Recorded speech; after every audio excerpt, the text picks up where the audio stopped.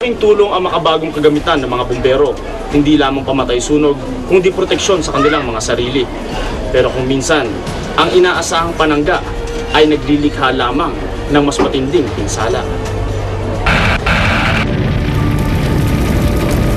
Malakas na hanging likha ng isang cold front ang naging sanhi na pagsisimula ng isang malaimpyernong forest fire sa Montana.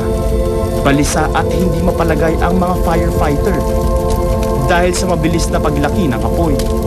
Hindi na rin sila kayang protektahan ng mga ibinigay na fire shelter laban sa malakas at nagniningas na apoy.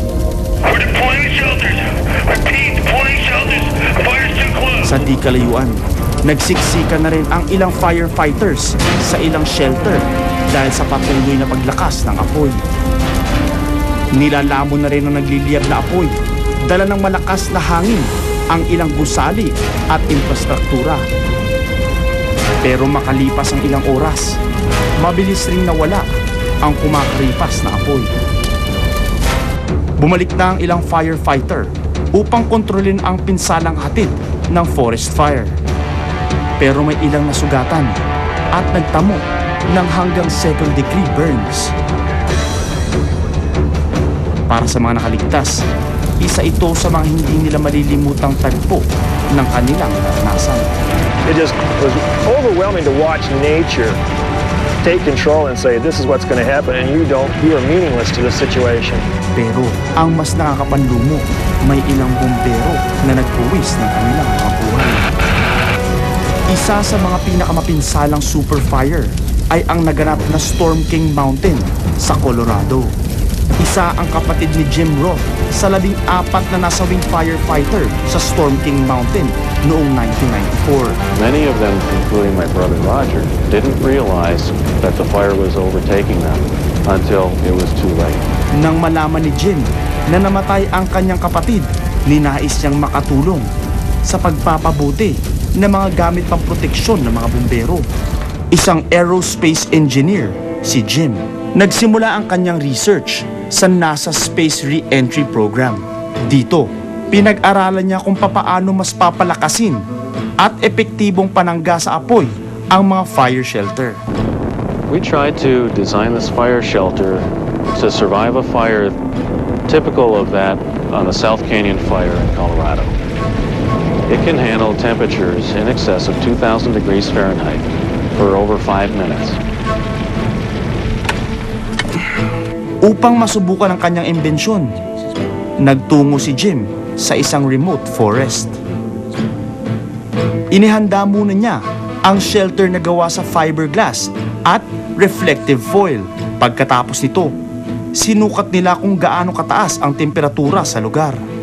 Para maidokumento ang buong pangyayari, naglagay rin si Jim ng video camera na nasa loob ng isang fire-resistant box. Ilang sandali pa, sinilaban na nila ang lugar.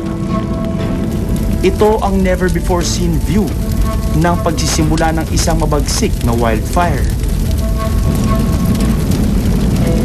The fire moves through the tops of the trees, and then the smoldering fuel comes down from the top of the trees like pine needles and branches, hits the forest floor, and then begins spot fires. And this is what you see in the video before the wall of flame actually hits the fire shelter. Pero sa kabila ng init, naaabot sa 2,000 degrees na natiling buo ang nilikha ni Jim. Ito ang nangyari sa isang standard shelter na kadalasang ginagamit ng mga firefighter. I feel that when a firefighter really has no other decision but to pull out his fire shelter and get into it, he's got the best fire shelter that we can provide. Nagsagawa rin ng test ang Forest Service upang sukatin ang tibay ng kanilang fire shelter. Hangad ni Jim na maging paraan ang kanyang nilikhang insulating material upang mas maprotektahan ang mga bumbero. I'm really at a paradox. I wish that we would never have firefighters working so closely to a fire, putting themselves at so much risk that they even need a fire shelter. Pero tila malabo pang mangyari ang senaryong ito. Sa buong mundo, patuloy ang paglaki ng populasyon sa mga kagubatang pinangyayarihan ng wildfire. At hanggat hindi napipigilan nito, patuloy na malalagay sa panganib ang kanilang mga buhay. We live in fire country. It's burned before. It's going to burn again. It will happen again. It's just a matter of when. Get started.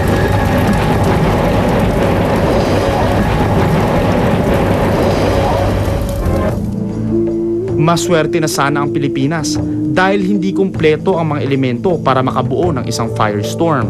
Mas lalong maswerte tayo dahil ang bansa natin ay sadyang mayaman sa kalikasan.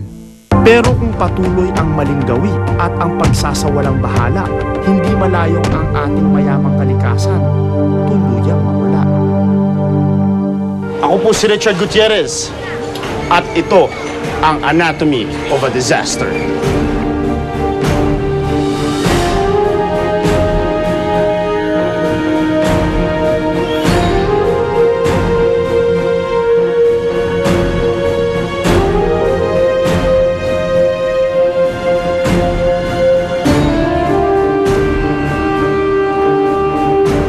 Ngayong todo na ang